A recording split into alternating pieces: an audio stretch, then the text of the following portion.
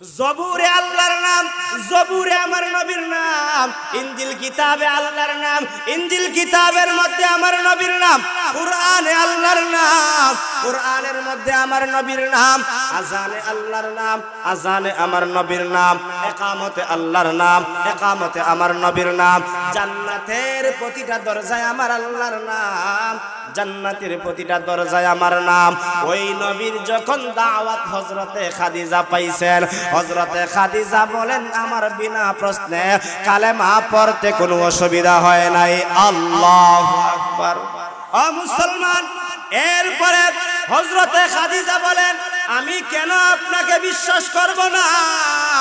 আপনার যখন বয়স ছিল 25 বছর, আমি খাদিজার বয়স ছিল 40 বছর, ওই সময় থেকে এই পর্যন্ত 15টা বছর আপনার সঙ্গে ঘর সংসার করেছি, আপনার সঙ্গে উঠা বসা করেছি, আপনার সঙ্গে আমি দিন কাটাইলাম, রাত্র পোহাইলাম, এরকম ভাবে সপ্তাহ গেল, মাস গেল, বছর গেল, 15টা বছর আমি মক্কায় কাটাইলাম।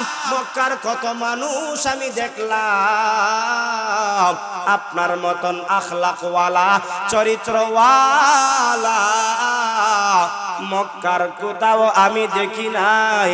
সেই জন্য আমি খাদিজা কোনো প্রশ্ন করি নাই, বিনা প্রশ্নে কালেমা পড়ে মুসলমান হয়ে গেলাম। সুবহানাল্লাহ। রখসার সে বরকা কদরা পর্দা উঠা দো, रख़सार से बरका कदरा पर्दा उठा दो, लिल्लाही मुझे हुस्न खुदा दाद दिखा दो, लिल्लाही मुझे हुस्न खुदा दाद दिखा दो। ऐ बहरे करम सदका हुसैन इब्न अली का, ऐ बहरे करम सदका हुसैन इब्न अली का, पियासा हो मुझे शरबत दीदार पिला दो,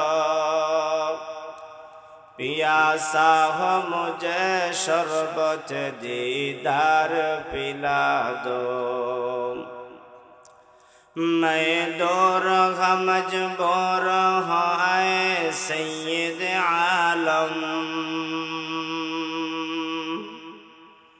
मैं दूर मजबूर हूँ ऐ सैयद आलम, दीदार दिखाते नहीं आवाज सुना दो, दीदार दिखाते नहीं आवाज सुना दो। अल्हम्दुलिल्लाह। इस्लामी तरुण युव संघ ब्राह्मणगाঁও সুনামগঞ্জ সদর, সুনামগঞ্জের উদ্যোগে 11তম বার্ষিক তাফসীরুল কোরআন মাহফিলের চলমান অধিবেশনের শ্রদ্ধাভাজন সম্মানিত সভাপতি, প্রধান অতিথি, বিশেষ অতিথিবৃন্দ,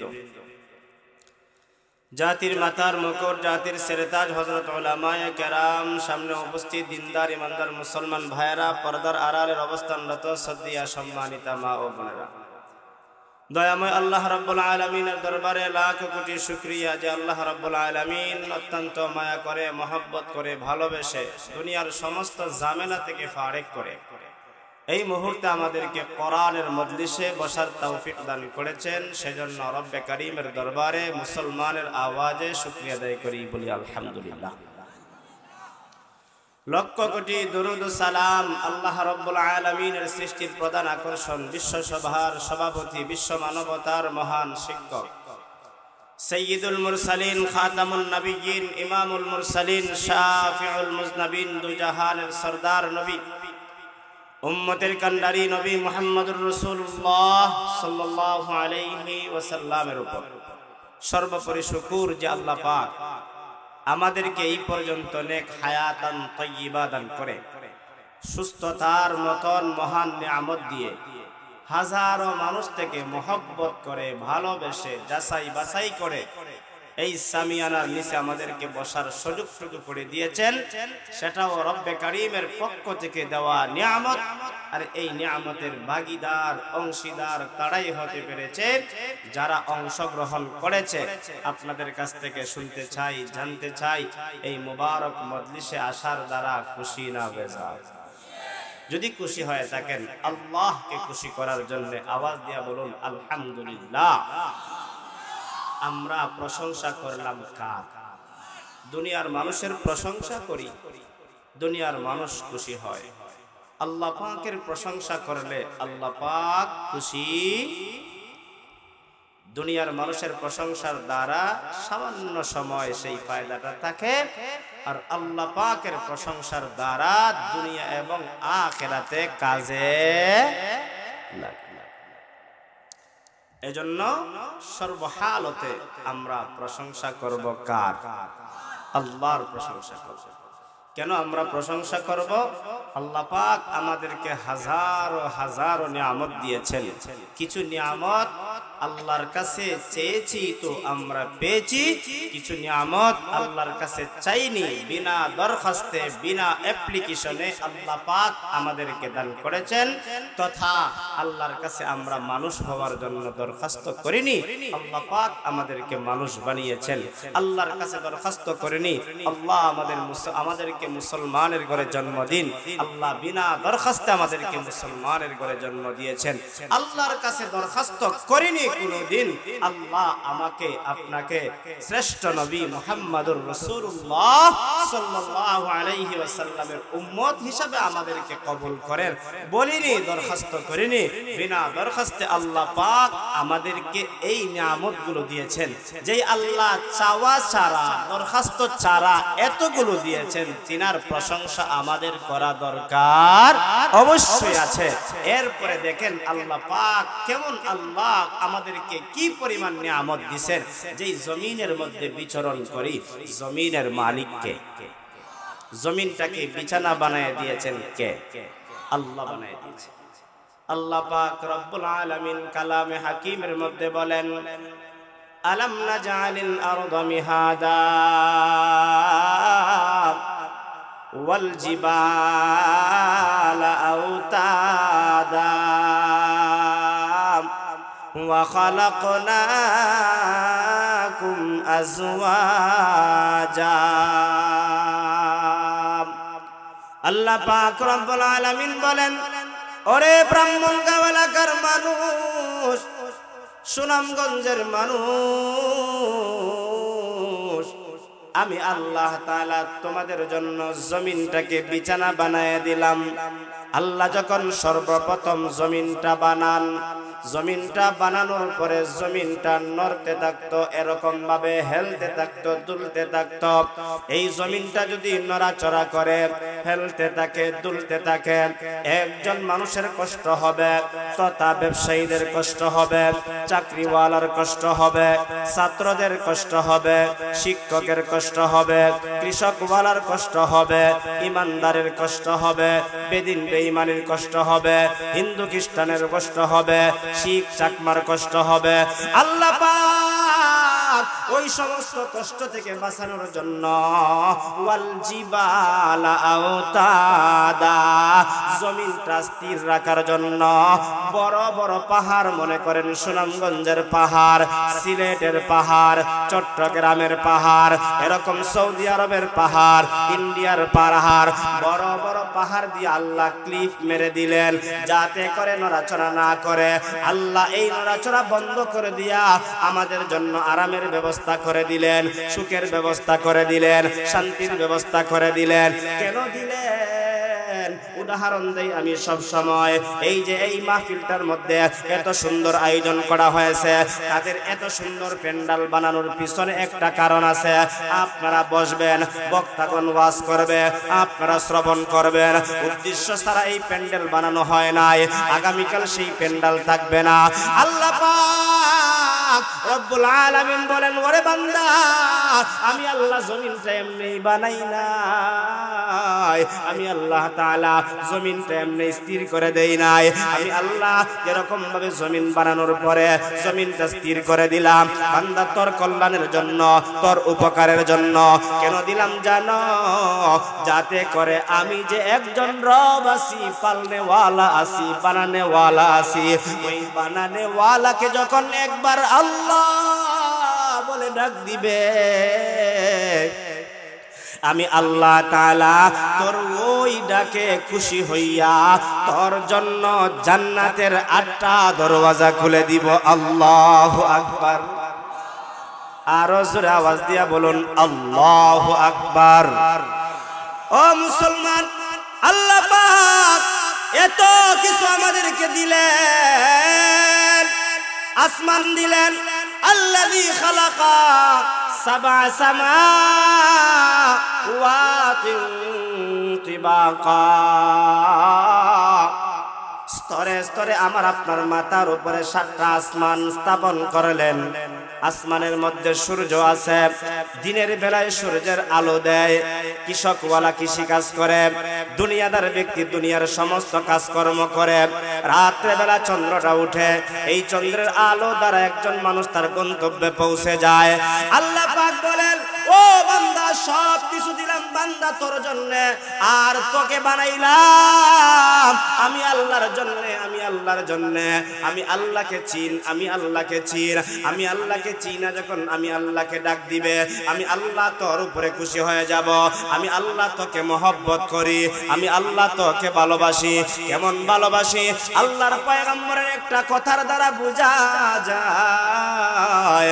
আল্লাহর পয়গম্বর যখন মদিনায় গেলেন, মদিনার মধ্যে একদিন সাহাবায়ে কেরামদেরকে মসজিদে নববীর মধ্যে ওয়াজ করেন, নসিহত করেন। এরকম ভাবে দেখবেন আপনার এলাকার মসজিদের মধ্যেও ইমাম সাহেব সপ্তাহে শুক্রবারে ওয়াজ করে, আছে না নাই? আরো জোরে বলেন। হঠাৎ করে আল্লাহর পয়গম্বর সাহাবায়ে কেরামদেরকে নসিহত করতেছেন, ওয়াজ করতেছেন। হঠাৎ করে দেখলেন একজন মহিলা মসজিদে নববীর বারান্দা দিয়া যাইতেছে। কি যেন একটা পেরেশান পেরেশান ভাব দেখা যায়। স্বাভাবিক হেঁটে গেলে একটা অবস্থা, পেরেশান থাকলে আরেকটা অবস্থা। এই মহিলার দৃশ্য দেখে আল্লাহর পয়গম্বর ডাক দিয়া বললেন, মহিলা তোমার কি হয়েছে? মনে হয় তুমি কোনো বিপদে পড়ে গেছো, মনে হয় তুমি কোনো সমস্যার সম্মুখীন হয়ে গেছো। ওই মহিলা ডাক দিয়া বলে, ওগো পয়গম্বর, আমার একটা কলিজার টুকরা সন্তান হারিয়ে গেছে। সন্তানটা হারিয়ে যাওয়ার কারণে আমি আমার সন্তানের তালাশের জন্য বের হয়ে গেছি। মদিনার অলিতে গলিতে বাজার সহ আমি তালাশ করেছি, কোথাও আমার সন্তানকে পাই না। আল্লাহর পয়গম্বর বলেন, ওই তো কিছুক্ষণ আগে দেখলাম একটা শিশু সন্তান। এই কথাটা শোনার পরে মহিলা তার সন্তানের তালাশে গিয়া ওই জায়গায় সন্তানটাকে পেয়ে গেল। সন্তানটাকে পাওয়ার পর এবার মা তার সন্তানের কপালের মধ্যে চুমুকায়, গালের মধ্যে চুমুকায়, বুকে জড়িয়ে ধরে আর ডাক দিয়া বলে, রে সন্তান, তোকে হারিয়ে ফেলার কারণে আমি মা এতক্ষণ পর্যন্ত এক পেয়ালা পানিও পান করি নাই, একটা বেলা খাবারও খাই নাই। তোকে পেয়ে আমি মা এত খুশি হয়ে গেছি, এত সন্তুষ্ট হয়ে গেছি। এই দৃশ্যটা আল্লাহর পয়গম্বর দেখলেন, পর্যবেক্ষণ করলেন। এবার আল্লাহর পয়গম্বর উপস্থিত সাহাবায়ে কেরামদেরকে বলেন, ও আমার সাহাবীরা শোনো,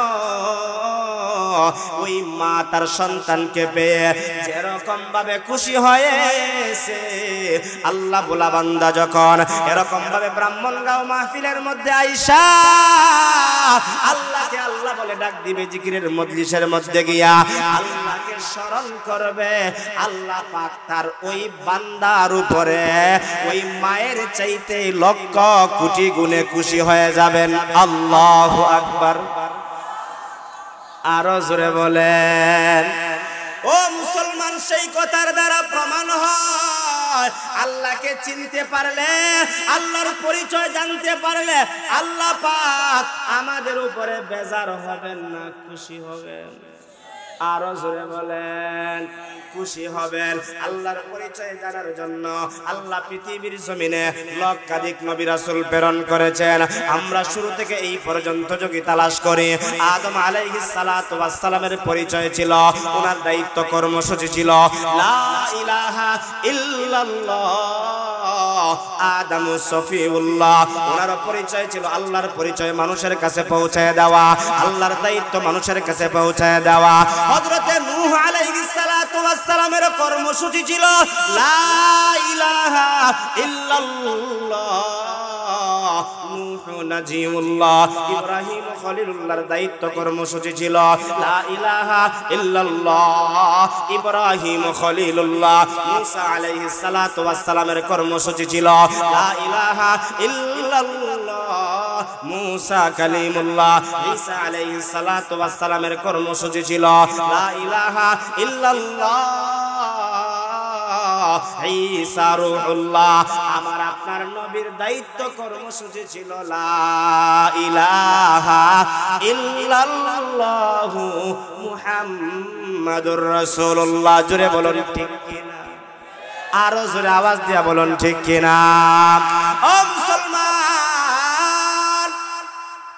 আমরা এমন একজন নবী পেয়েছি, এমন একটা কালিমা পেয়েছি, যেই নবী যেই কালেমার দাওয়াত দিয়েছেন, ওই নবী মুহাম্মদ সাল্লাল্লাহু আলাইহি ওয়াসাল্লামকে আল্লাহ এই দুনিয়ার জমিনে পাঠাইলেন।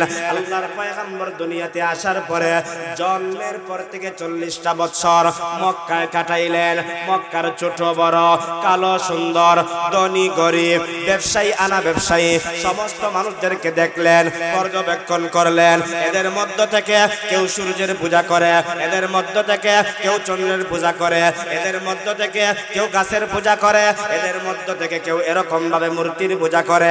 সমস্ত মানুষের দৃশ্যগুলো দেখলেন, কাউকে কিছু বললেন না। যেই দিন পয়গম্বরে আরবি সাল্লাল্লাহু আলাইহি ওয়াসাল্লামের বয়স হয়ে গেল 40 বছর একদিন, ওই দিন আমার আল্লাহ পয়গম্বরে আরবি সাল্লাল্লাহু আলাইহি ওয়াসাল্লামকে জাবালে নূর হেরা গুহার মধ্যে জিবরিল আমিনকে পাঠাইয়া এমন একটা দাওয়াত দিলেন, এমন একটা প্রশংসার কথা শোনায় দিলেন, এমন একটা দায়িত্ব দিলেন।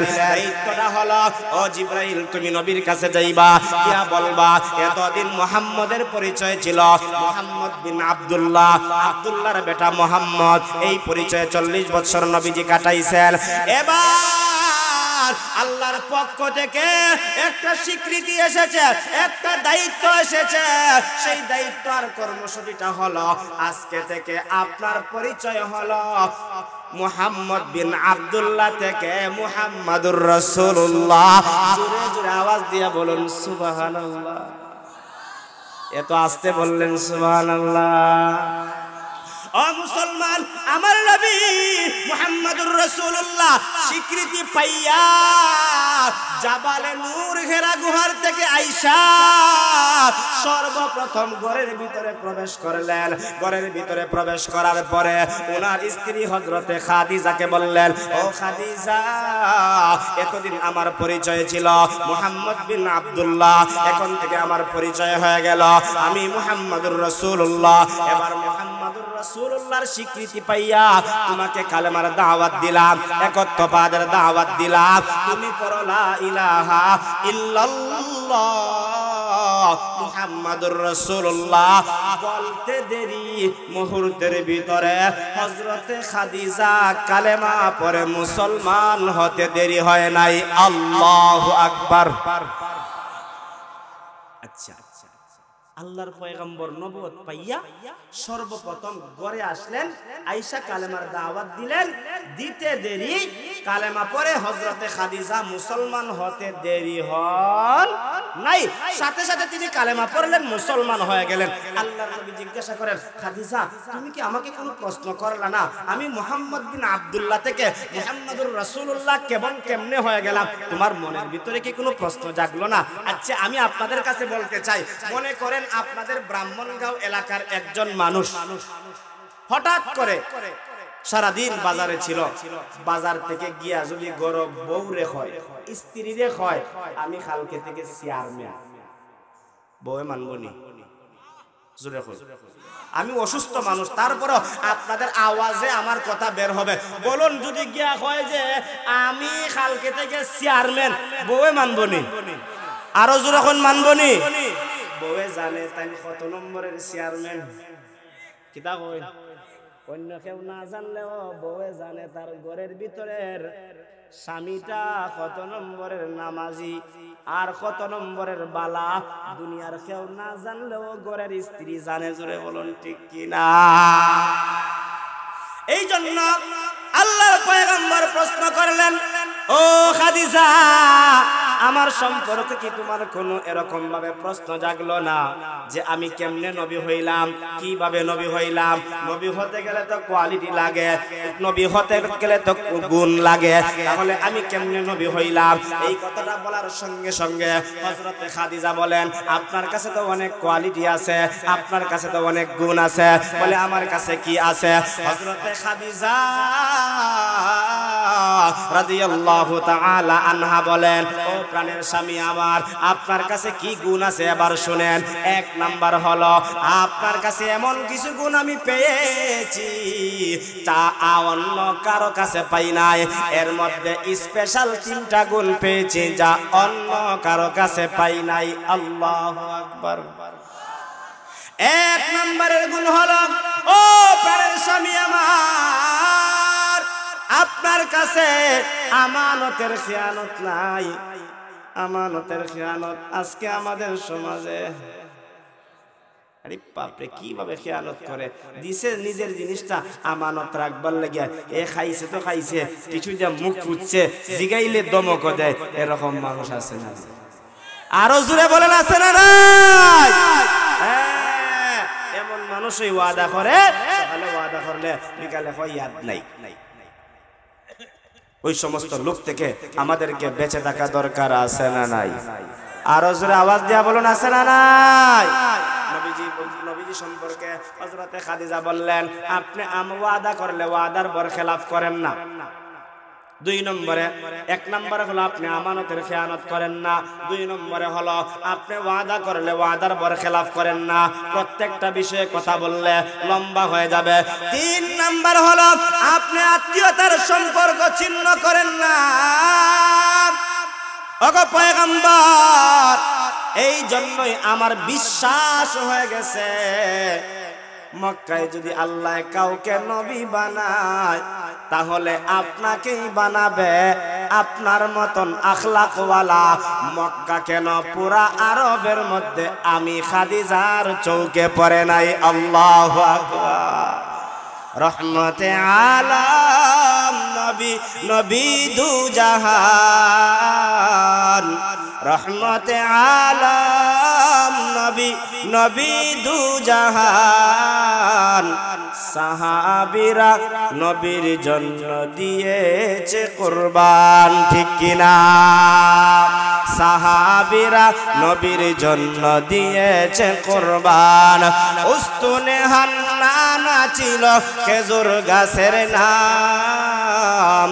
উস্তুনে হান্নানা ছিল খেজুর গাছের নাম। যেথায় দৌড়ে খুতবা দিতেন রাসূল আকরাম। নবীর বিরহে গাছ কান্দিত রহে। নবীর বিরহে গাছ কান্দিত রহে।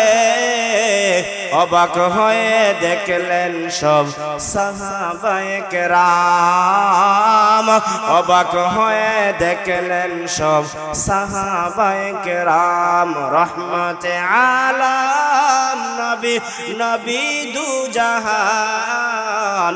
সাহাবীরা নবীর জন্য দিয়েছে কুরবান, ঠিক কিনা? ও মুসলমান, আজকে আমরা কেমন নবী পাইলাম? যেই নবী গাছের জন্য নবী, যেই নবী মাছের জন্য নবী, ওই নবীর সম্মান এত বেশি, এত বেশি। তাওরাত কিতাবে আল্লাহর নাম, তাওরাত কিতাবের মধ্যে আমার আপনার নবীর নাম। আল্লাহু আকবার। জবুরে আল্লাহর নাম, জবুরে আমার নবীর নাম। ইনজিল কিতাবে আল্লাহর নাম, ইনজিল কিতাবের মধ্যে আমার নবীর নাম। কুরআনে আল্লাহর নাম, কুরআনের মধ্যে আমার নবীর নাম, আযানে আল্লাহর নাম, আযানে আমার নবীর নাম, ইকামতে আল্লাহর নাম, ইকামতে আমার নবীর নাম, জান্নাতের প্রতিটা দরজায় আমার আল্লাহর নাম, জান্নাতের প্রতিটা দরজায় আমার নাম। ওই নবীর যখন দাওয়াত হযরতে খাদিজা পাইছেন, হযরতে খাদিজা বলেন আমার বিনা প্রশ্নে কালেমা পড়তে কোনো অসুবিধা হয় নাই। আল্লাহু আকবার। ও ভাই জোরে আওয়াজ দিয়ে কইন না আল্লাহু আকবার। ও মুসলমান, এরপরে হযরতে খাদিজা বলেন আমি কেন আপনাকে বিশ্বাস করব না?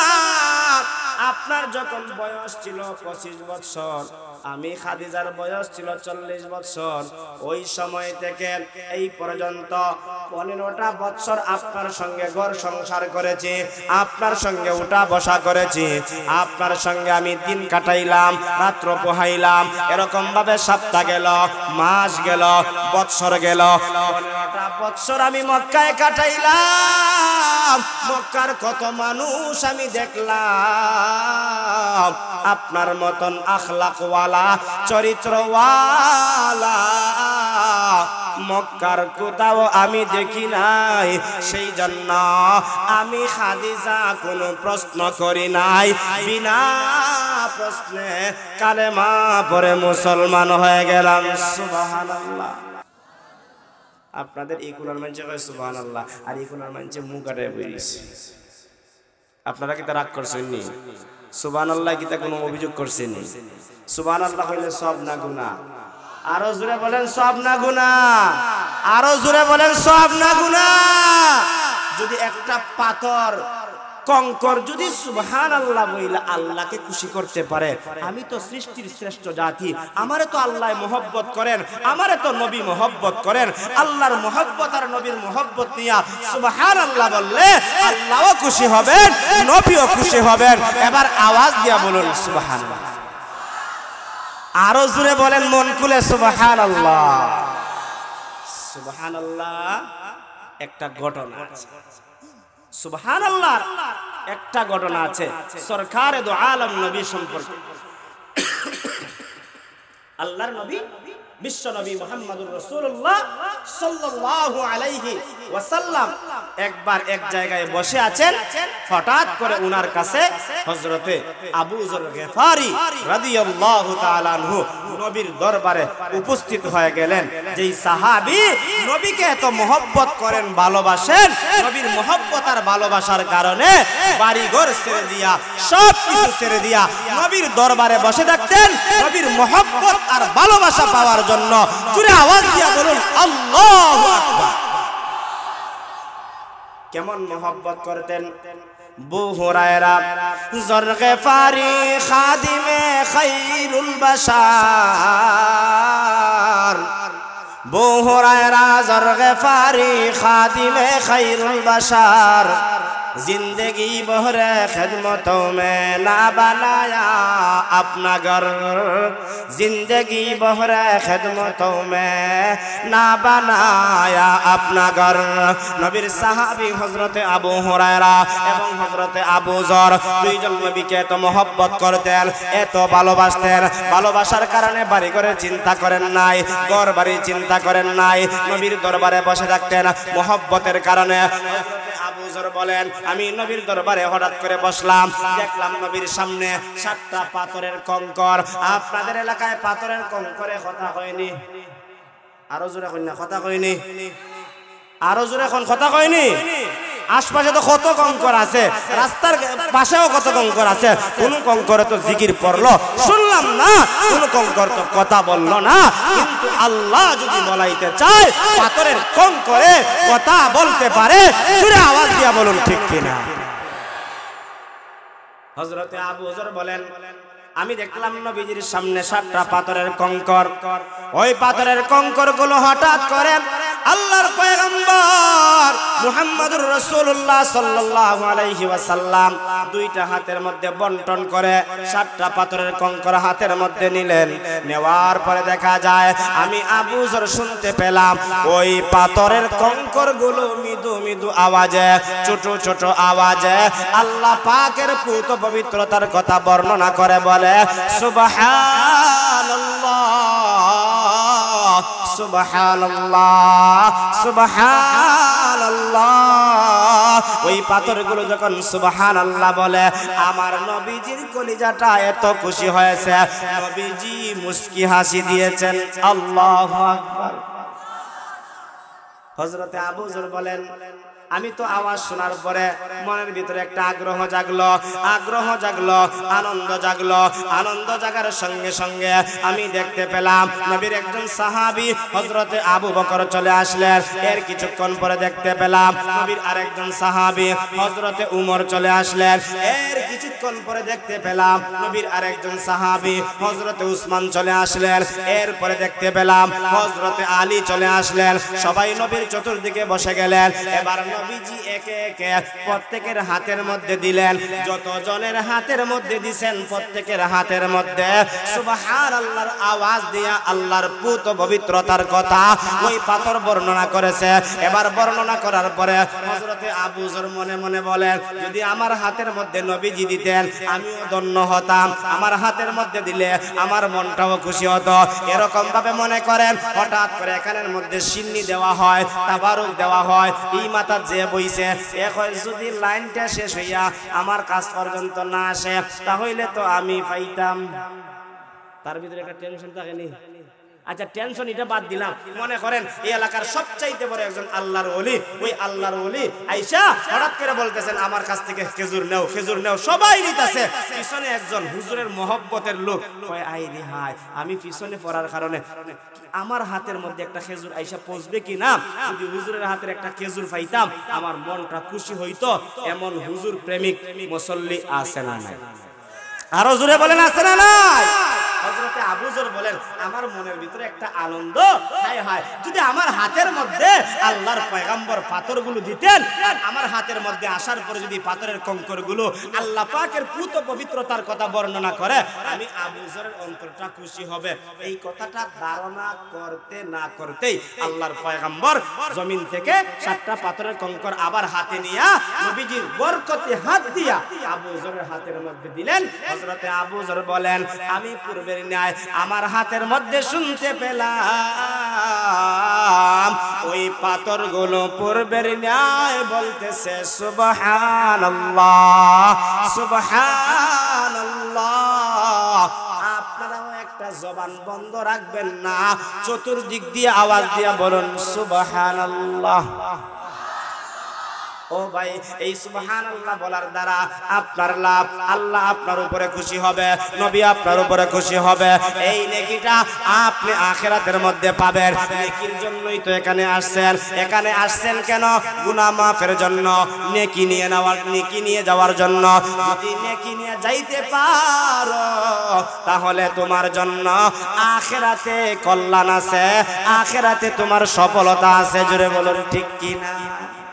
ও ভাই কেউ একটা নেকি দিবে না। আমি যে বারবার সুবহানাল্লাহ বলাই, আল্লাহু আকবার বলি, আপনার নেকির পাল্লাটা হালকা হইতেছে না ভারী হইতেছে? আরো জোরে বলেন। একটা নেকি আপনার বাবা আপনাকে দিবে, একটুখানি নেকের তরে রোজ হাসরের মাঠেতে বাবা ঘুরবে ছেলের পিছে, ছেলে বাবার আগেতে। আহা তেমন কঠিন দিনেতে আল্লাহ তোমায় বলবে না, আহা তেমন কঠিন দিনেতে সুবহানাল্লাহ তাসবিহ তোমায় বলবে না। ঠিক মতো করিলে গোলামি জান্নাত তোমার ঠিকানা। জোরে বলুন ঠিক কিনা? ও মুসলমান, যেই কথা থেকে গিয়েছিলাম আল্লাহর পয়গম্বর মুহাম্মদুর রাসূলুল্লাহ সাল্লাল্লাহু আলাইহি ওয়াসাল্লামকে যখন হযরতে খাদিজা এমন কথা বললেন, নবীজি বললেন এবার অন্তরটা খুশি হয়ে গেছে। আল্লাহর পয়গম্বর বলেন তাহলে তুমি আমার কাছে প্রথম কালেমা পড়ে মুসলমান হনেওয়ালা বান্দি, এবার তুমি প্রথম মুসলমান বান্দি হিসাবে তুমি স্বীকৃতি পেয়েছো। এবার আল্লাহর পয়গম্বর রহমতে আলম নবী এর এরপরে পুরুষদের মধ্যে সর্বপ্রথম এমন একজন ব্যক্তিকে কালেমার দাওয়াত দিলেন, তিনি নবীজির ছোটবেলার বন্ধু হযরতে আবু বকর সিদ্দিক রাদিয়াল্লাহু তাআলা আনহু। হযরতে আবু বকর ছোটবেলার বন্ধুকে বললেন, বন্ধু এতদিন আমার পরিচয় ছিল মুহাম্মদ বিন আব্দুল্লাহ, এই মুহূর্তে আমার পরিচয় হয়ে গেল আমি মুহাম্মদুর রাসূলুল্লাহ। তোমাকে এবার কালেমার দাওয়াত দিলাম, তুমি কালেমা পড়ো, মুসলমান হয়ে যাও। বলতে দেরি হযরতে আবু বকর মুহূর্তের ভিতরে কালেমা পড়ে মুসলমান হতে দেরি করেন নাই। সুবহানাল্লাহ। আচ্ছা, আগে একটা উদাহরণ দিলাম, স্ত্রী জানে স্বামী কতটুক ভালো এবং কতটুক সম্মানী। 2 নম্বরে পৃথিবীর মধ্যে প্রত্যেকটা মানুষের বন্ধু আছে, আছে না? মনে হয় আপনাদের কোনো মানুষের বন্ধু নাই, আসেনি? বন্ধু জানে বন্ধু সম্পর্কে, বন্ধুটা কত নম্বরের ভালো আর কত নম্বরের নামাজি আর কত নম্বরের বেনামাজি। এক বন্ধু আর এক বন্ধু সম্পর্কে জানেনি না জানে না? আরো জোরে বলেন, জানেনি না জানে না? এলাকার মধ্যে একজন মানুষ আইছে, তার কাছেই করবার লাগা সবাই কয় বালা, আর তার বন্ধু ভাইয়া কইতেছেন না, বন্ধু তো আমার সাথে চলাফেরা করে আজকে 10 বছর ধরে, দেখছি তার চরিত্র বালা না, শেখ হয় তার বন্ধু বলে। এমন মানুষ আছে না নাই? আরো জোরে বলেন, আছে না নাই? আবার এমন কিছু বন্ধু আছে যেই বন্ধু তার সঙ্গে চলাফেরা করতে করতে এতদিন সময় কাটাইছে, নামাজ বাদ দেয় নাই, এতদিন সময় কাটাইছে, রোজা বাদ দেয় নাই, এতদিন সময় কাটাইছে, কোনোদিন এরকম ভাবে ইয়াবা খায় না, বাবা খায় না, কোনো অন্যায় কাজে যায় না, যাত্রা গানে যায় না, নাফরমানিতে যায় না। এমন মানুষ সম্পর্কে যখন বন্ধুকে জিজ্ঞাসা করবে, বন্ধু বলবে, যদি এই এলাকার মধ্যে ব্রাহ্মণগাঁও এলাকার মধ্যে যদি ভালো যুবক পেতে চাও, আমার বন্ধুর মতন ভালো যুবক আর কোথাও পাইবা না। এই স্বীকৃতি পাওয়ার পরে যে আসছে তার সংবাদ জানার জন্য ওই মান্দাটা যেরকম ভাবে খুশি হয়, আর সংবাদ যার কাছে দিল ওই বান্দাটাও খুশি হয়। জুড়ে বলুন ঠিক কিনা? আল্লাহর পয়গম্বর এবার ওনার বন্ধুকে বললেন, বন্ধু 40টা বছর তোমার সঙ্গে কাটাইলাম, তুমি আমার সম্পর্কে জানো, আমার সম্পর্কে তোমার একটা অভিজ্ঞতা আছে, আমি তোমাকে কালেমার দাওয়াত দিলাম, তুমি কালেমা পড়ো, মুসলমান হও, কালেমা পড়ো, মুসলমান হও। এবার বলতে দেরি হযরতে আবু বকর কালেমা পড়লেন। আল্লাহর নবী জিজ্ঞাসা করেন, বন্ধু আমার সম্পর্কে কি তোমার কোনো প্রশ্ন জাগলো না? আমি কেমন মানুষ, কেমন সম্পর্কে আমার আখলাক আর চরিত্র? হযরতে আবু বকর শুরুতেই বললেন, ও বন্ধু শোনো, তোমার সম্পর্কে আমি এই মুহূর্তে যা জানি পৃথিবীর আর কেউ জানে না। আমি জানি তুমি আমাকে সর্বপ্রথম কালেমার দাওয়াত দিবা, আর আমি কালেমা গ্রহণ করে নূর আর আলো দিয়া আমি আবু বকর ধন্য হতে পারবো। আল্লাহু আকবার। হযরতে বিশ্বনবী বলেন, ও আবু বকর, এটা তুমি কেমনে জানলা, কিভাবে জানলা আমি যে নবী হব, আর নবী হইয়া তোমার এই যে সর্বপ্রথম কালেমার দাওয়াত দিব, ও পুরুষদের মধ্যে অন্য কাউকে দিব না, এটা তুমি কেমনে জানলা? আল্লাহর পয়গম্বরকে এবার হযরতে আবু বকর বললেন, ইয়া রাসূলুল্লাহ, ইয়া হাবিবাল্লাহ, আমি অনেক বছর আগে একটা স্বপ্ন দেখেছি, আর স্বপ্নের মাধ্যমে আমি জানতে পেরেছি আপনি আমাকে কালেমার দাওয়াত দিবেন পুরুষদের মধ্যে সর্বপ্রথম, আর আমি কালেমা গ্রহণ করে ধন্য হতে পারবো। নবীজি বললেন, কি স্বপ্ন দেখেছো? এবার হযরতে আবু বকর স্বপ্নের কথা বলতেছেন। আপনারা শুনতে রাজি আছেন তো? ইনশাআল্লাহ রাজি না? খেয়ে হাত তোলা। একজন ও চাচা একবারে মুরব্বী, বুঝছেন না? ওই দুইজন, আপনি তো যুবক মানুষ, আপনিও কি তা শুনতে রাজি না? আচ্ছা, শুনতে রাজি কে কে? হাত তোলা। দুইটা হাত তোলা দেন, দুইটা হাত তোলা দেন। নারায়ে তাকবীর। বলে হুজুর হাত তোলা দেওয়াইছেন, ঠিক আছে, আওয়াজ দিতাম না, আওয়াজ দিতাম না। আচ্ছা, এখানে যে পরিমাণ মানুষ, প্রত্যেকে যদি শুধু খালি আল্লাহু আকবার বলে, এই আল্লাহু আকবারের আওয়াজটা তো কমপক্ষে অনেক দূরে যাওয়ার কথা, অনেক দূরে যাওয়ার কথা, কিন্তু কৃপণতা করে অনেকে আস্তে আস্তে বলেছে। যারা আস্তে আস্তে বলেছে তারা সহ সবাই ঐক্যবদ্ধ হয়ে একসাথে বলুন, নারায়ে তাকবীর। একটা মেম্বারের আওয়াজ আছে। অনেক সময় দেখছেন না মেম্বারের স্লোগান দেওয়া হয়নি বাজারও, ব্রাহ্মণগড় বাজার আসেনি, আচ্ছা বাজার না থাকলেও আমবাড়ি আছে, আমবাড়ি বাজার গেছে দোকান দেয় নানি অমুক মার্কা এই সেই হইয়া কত কিছু হয়, লাস্টে এক কাপ চা আর একটা বিস্কিট ছাড়া আর কিছুই দেয় না। 1 ঘন্টা গলা ভাঙছে, কোনো উপকার নাই। আর এখানে একবার বলার দ্বারা আপনার আমল নামাটা ভারী হয়ে যাবে। এজন্য আল্লাহকে খুশি করার জন্য জোরে আওয়াজ দিয়ে আবার মুসলমানের আওয়াজে বলুন নারায়ে তাকবীর। কোরআন সুন্নাহর আলো, কোরআন সুন্নাহ যেখানে, নারায়ে তাকবীর। মাশাআল্লাহ, কষ্ট পাইছেন, কষ্ট পাইছেন খেয়ে খেয়ে আবার হাত তোলা দিন দিকে। মাশাআল্লাহ, এবার সচেতন, এবার সবাই সজাগ আছে। মাশাআল্লাহ, কথাগুলো সব বুঝতেছেন তো ইনশাআল্লাহ? আল্লাহ আমাদের সবাইকে কবুল করুক, সবাই বলে আমিন। আজকের মাহফিল যেন এই মহল্লার জন্য নাজাতের জরিয়া হিসেবে কবুল করে নেন, সবাই বলে আমিন। স্বপ্নের কথা আল্লাহর পয়গম্বর বলেন, আমাকে স্বপ্নের কথাটা বলো, আমি শুনি। দেখবেন মহব্বতের মানুষ যখন মহব্বতের মানুষের কাছে অল্প সময়ের গল্পটা লম্বা করে, তার কাছে জোরে কইন, আরো জোরে কইন। আর যারে দেখতে পারে না তার 5 কথা গীতা, 1 কথা শুনলেই তার সেন্টিমিটার গরম হয়ে যায়। কিন্তু আল্লাহর পয়গম্বর বন্ধুর কথা শোনার জন্য বন্ধুকে বললেন, বন্ধু বলো তুমি কি স্বপ্ন দেখেছো, আর স্বপ্নের মাধ্যমে কিভাবে তুমি জানতে পেরেছো আমি আল্লাহর পয়গম্বর হব, আর সর্বপ্রথম তোমাকে কালেমার দাওয়াত দিব। আমরাও নবীকে মহব্বত করি, নবীর কথা, হযরত আবু বকরকে মহব্বত করি, হযরত আবু বকরের কথা আমাদেরও শুনতে ভালো। আল্লাহর পয়গম্বরকে এবার হযরত আবু বকর ডাক দিয়া বললেন, ও আবু বকর, তোমার স্বপ্নের কথাটা তুমি আমাকে জানায় দাও। হযরতে আবু বকর ডাক দিয়া বললেন, আমি যখন ব্যবসার জন্য সিরিয়ায় গেলাম, শাম দেশে গেলাম, শাম দেশে যাওয়ার পর আমি একটা স্বপ্ন দেখলাম। রাত্রি বেলায় যখন আমি ঘুমাইছি, ঘুমানোর মধ্যে দেখলাম হঠাৎ করে আসমান থেকে একটা নূর আর আলোর টুকরা আমি আবু বকরের কলিজার মধ্যে প্রবেশ করেছে। আর এই নূর আর আলোটা আমার পুরা ঘর সহ পুরা মক্কা নগরীটা আলোকিত হয়ে গেছে। আল্লাহু আকবার, আরো জোরে বলেন আল্লাহু আকবার।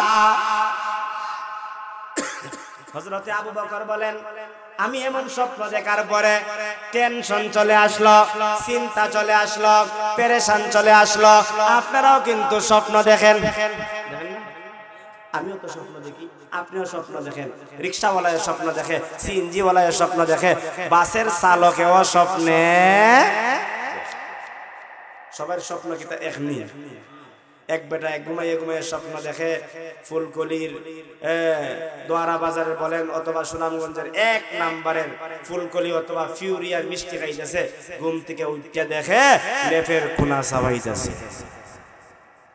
এরকম স্বপ্ন কোনো সময় বইনি না হয় না। এক বেটা সিএনজি চালায়, যারা সিএনজি চালায় রাগ করবা না, গুসা করবা না। বেটা ঘুমাইয়া ঘুমাইয়া বউর কাছে তো ঘুমাইছে সারাদিন ডিউটি কইরা, সিএনজি চালাইয়া ঘুমাইয়া কইছে একজন একজন একজন। বউ কয় আমি তো আসি একজন। আরে তুমি না, আমার যাত্রী একজন আছে না নাই? দোকানে বেটা বাসের মধ্যে বাদাম বেচে, বাদাম বেচতে গিয়া বাদাম বিক্রি করে নানি দেখছেন নি? 10 টাকা 10 টাকা 10 টাকা, ঘুমাইয়া ঘুমাইয়া হয় 10 টাকা 10 টাকা 10 টাকা, এরকম আছে না নাই? কিন্তু সবার স্বপ্ন এক। হযরতে আবু বকর বলেন, আমি যে স্বপ্ন দেখলাম এই স্বপ্নের জন্য আমার মনের ভিতরে একটা ভয় লেগে গেল। কি যেন একটা নূর আসলো, আলো আসলো। আমাদের অনেক সময় অনেক স্বপ্ন দেখলে ভয় লাগে। দেখবেন একবারে ছোট বাচ্চা না, মোটামুটি বুঝে এমন সন্তানকে মা আর বাবা এত মহব্বত করে, রাত্রে বেলায় যখন সন্তান চিৎকার দেয় অথবা কান্না করে, মোটামুটি 12 বছর 14 বছরের সন্তানের কাছে ও মা ঘুম ভাঙ্গা সন্তানের কাছে। মা জিজ্ঞাসা করে, বাবা রে তোর কিতা হইছে? হয় আমি এমন একটা স্বপ্ন দেখছি, আমারে যেমন দেখছি এরকম ভাবে বন্যায় বাসায় নিছি। কথার কথা মায় সান্ত্বনা দেয়, বাবা চিন্তা করিস না, সকালবেলা মসজিদের ইমাম সাহেবের কাছে যাইবে, ইমাম সাহেব রে গিয়া তোর স্বপ্নের কথা কইবে, আর ইমাম সাহেব তোর স্বপ্নের ব্যাখ্যা এরকম আছেন না নাই? হযরতে আবু বকর বলেন, আমি আমার স্বপ্নের ব্যাখ্যা জানার জন্য আমি তো এই দেশের মধ্যে আসছি একজন মুসাফির, কাউকে চিনি না, ব্যবসার উদ্দেশ্যে তাদের সঙ্গে ওঠা বসা হয়, তাদেরকে জিজ্ঞাসা করলাম, ও আমার এলাকার মানুষেরা, ও আমার পাড়া প্রতিবেশীরা, আমি যে আসলাম এই দেশের মধ্যে, আমি তো একটা বিপদে পড়ে গেলাম, একটা মুসিবতের মধ্যে পড়ে গেলাম। বলে কি বিপদ, কি মুসিবত? স্বপ্ন দেখলাম, স্বপ্নের ব্যাখ্যা জানার জন্য আমি কাউকে পাই না, কাকে বলবো, কোথায় বলবো, এই জন্য আমি পেরেশান হয়ে গেছি। ওই আল্লাহর বান্দা একজন ওই দেশের বান্দা ডাক দিয়া বলে, আমাদের দেশের মধ্যে এমন একজন জ্যোতিষী আছে, এমন একজন গণক আছে, যেই গণক তোমার ব্যাখ্যা জানাই দিতে পারবে স্বপ্নের। এবার ওই গণকের কাছে গেলেন, গণকের কাছে যাওয়ার পরে এবার গণক হযরতে আবু বকরের মাথার দিকে একবার তাকায়, পায়ের দিকে একবার তাকায়, ওই তাকায় একবার মাথার দিকে একবার পায়ের দিকে। আচ্ছা, আমি যদি বিপদে পড়া ইমাম সাহেব হুজুরের কাছে যাই অথবা কোনো হুজুরের কাছে যাই, গিয়া যদি কই হুজুর আমি একটা স্বপ্ন দেখছি, হুজুর আমার স্বপ্নের ব্যাখ্যা না বইলা যদি আমার মাথার দিকে চাই, পায়ের দিকে চাই, আমার রাগ গুসা উঠবনি না উঠতে নাই? আমি আইলাম হুজুরের কাছে আমার স্বপ্নের ব্যাখ্যা জানবার লাগিয়া, হুজুর আমার মাথার মুখা চাই একবার, পায়ের মুখা চাই একবার, কারণটা তো বুঝতে পারলাম না, কিন্তু এই সময় হুজুরের কাছে রাগ দেখাইলে স্বপ্নের ব্যাখ্যা জানা যাইব নি? হুজুরে কইব না, আমার তোমার স্বপ্নের ব্যাখ্যা আমি বলতে পারবো। হযরতে আবু বকর বলেন, আমি তো অনেক তালাশের পরে একজন জ্যোতিষী পাইলাম, একজন গণক পাইলাম, যে গণকের কাছে গিয়া আমার স্বপ্নের কথা বললাম, কিন্তু গণক তো আমার স্বপ্নের ব্যাখ্যা বলবে দূরের কথা, আমার মাথার দিকে এইভাবে চায়, পায়ের দিকে চায়, আমার মনে মনে রাগ উঠতেছে, গুসা উঠতেছে, আমি কি জানি বলতাম, বললে আমার মনটা শান্তি হইব, কিন্তু বলতে পারি না, আমার তো স্বপ্নের ব্যাখ্যা জানা দরকার। কিছুক্ষণ পরে ওই জ্যোতিষী, ওই গণক আল্লাহর নবীর সাহাবী হযরতে আবু বকরের মাথার দিকে তাকাইয়া, পায়ের দিকে তাকাইয়া ডাক দিয়া বলে, যুবক রে, তোমার নাম কি? এবার যুবক পরিচয় দেয়, আমার নাম আবু বকর। ও যুবক, তোমার বাবার নাম কি? বলে আমার বাবার নাম আবি কুহাফা। বলে তোমার বাড়ি কোথায়? বলে আমার বাড়ি হলো মক্কায়। বলে তুমি তো অতি ভাগ্যবান, এই জন্য তোমার মাথার দিকে তাকাইছি, তুমি তো অতি ভাগ্যবান, সেই জন্য তোমার পায়ের দিকে তাকাইছি, তোমার মতো ভাগ্যবান আর কেউ হতে পারে না। ভাগ্যবান ব্যক্তির মাথার দিকে তাকাইলে অশান্তি পাওয়া যায়, ভাগ্যবান মানুষের পায়ের দিকে তাকাইলেও শান্তি পাওয়া যায়, ঠিক কিনা?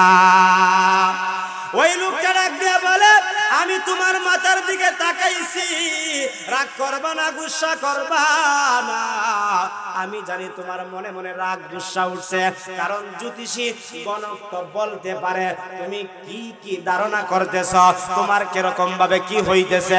ওই আল্লাহর বান্দা ডাক দিয়া বলে, তুমি রাগ করবা না, গুসা করবা না, তুমি শুনে রাখো সুসংবাদ, মক্কার মধ্যে আবির্ভাব হবে, এমন একজন ব্যক্তির আগমন হবে, যিনার নাম হবে মুহাম্মদ, মায়ের নাম হবে আমেনা, বাবার নাম হবে আব্দুল্লাহ।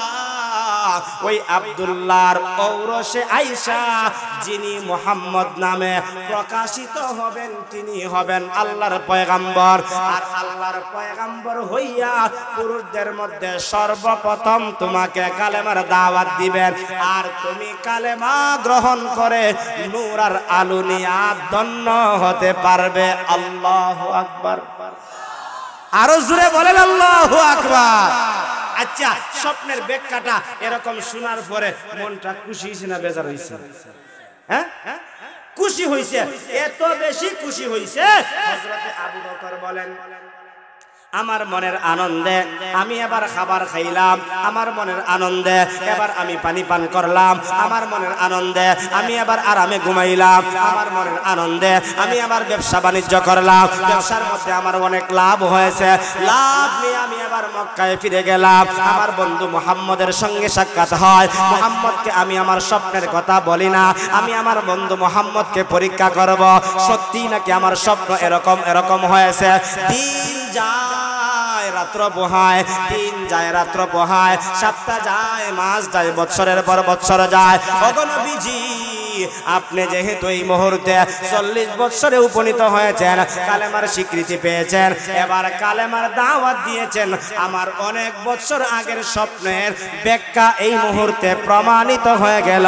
অতএব আমি আপনাকে প্রশ্ন করি না, বিনা প্রশ্নে আমি আবু বকর কালেমা পড়ে মুসলমান হয়ে গেলাম।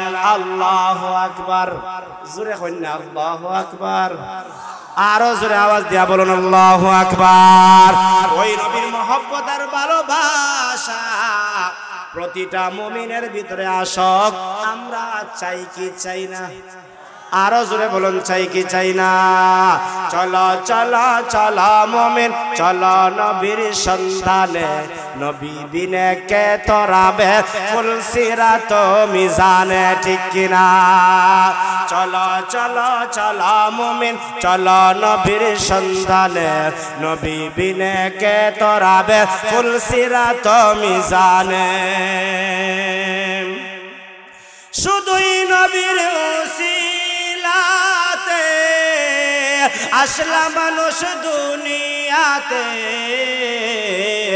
তিনি না হইলে আজি আসত কি কেউ ভুবনে, তিনি না হইলে আজি আসত কি কেউ ভুবনে, নবী বিনে কে তোরাবে ফুল সিরাত মিজানে।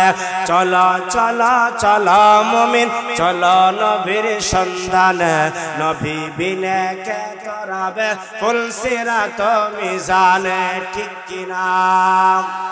খুদার জ্বালায় নবীজি মুর বেঁধেছিলেন পেটে পাথর, মাঝে মাঝে কাতর হয়ে পড়ে যেতেন জমিনে, মাঝে মাঝে কাতর হয়ে পড়ে যেতেন জমিনে, নবী বিনে কে তোরাবে ফুল সিরাত মিজানে। চলো চলো চলো মুমিন, চলো নবীর সন্ধানে, নবী বিনে কে তোরাবে ফুল সিরাত মিজানে। কষ্ট লাগে? আরো জোরে বলেন, কষ্ট লাগে? এমন ইতিম নবী আমার, পিতা মাতা নাই যে তাহার, তারপরেও কত মারা মারলো তাকে দুশ্মনে, তারপরেও কত মারা মারলো তাকে দুশ্মনে, নবী বিনে কে তোরাবে ফুল সিরাত মিজানে। চলো চলো চলো মুমিন, চলো নবীর সন্ধানে, নবী বিনে কে তোরাবে ফুল সিরাত মিজানে। নবীর মায়া নাই কি তোমার, কেমনে দুঃখ দাও যে আবার, দুরুদ পর শরণ কর প্রথম গাঠি কাফনে, দুরুদ পর শরণ কর প্রথম গাঠি কাফনে, নবী বিনে কে তোরাবে ফুল সিরাত মিজানে। চলো চলো চলো মুমিন, চলো নবীর সন্ধানে, নবী বিনে কে তোরাবে ফুল সিরাত মিজানে, ঠিক কিনা? ও মুসলমান, এই বাংলার জমিনে যদি আমার নবীকে নিয়ে কেউ ব্যঙ্গচিত্র করে, আমার নবীর বিরুদ্ধে যদি কেউ কথা বলে, ওই সমস্ত বাতিলদের বিরুদ্ধে আমাদেরকে রুখে দাঁড়াইতে হবে, জুড়ে বলুন ঠিক কিনা? আরো জোরে আওয়াজ দিয়া বলুন ঠিক কিনা? মুসলমান নামাজ না পড়তে পারে কিন্তু নবীর বিরুদ্ধে কেউ কথা বললে ওই মুসলমান নাস্তিককে ছেড়ে দিবে না। জোরে বলুন ঠিক কিনা?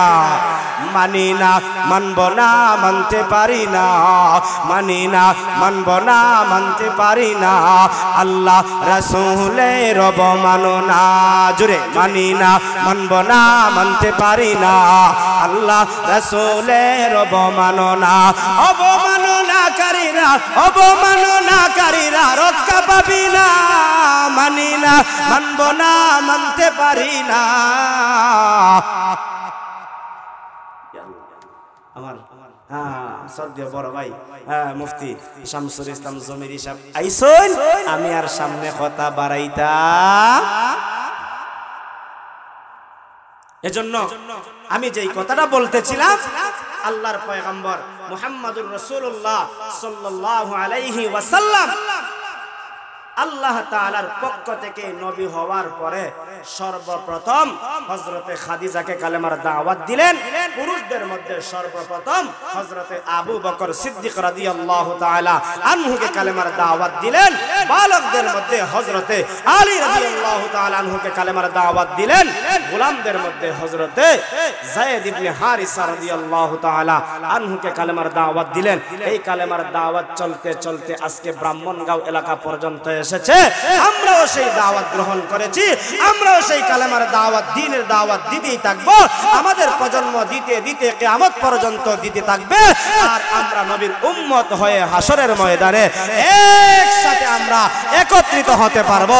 আল্লাহ যেন আমাদের সবাইকে নবীর খাঁটি উম্মত হিসাবে হাসরের ময়দানে আমাদেরকে একত্রিত হওয়ার তৌফিক দান করেন। সবাই বলি আমিন। ওয়া আখির দাওয়ানা আলহামদুলিল্লাহি রাব্বিল আলামিন। আসসালামু আলাইকুম ওয়া রাহমাতুল্লাহি ওয়া বারাকাতুহু।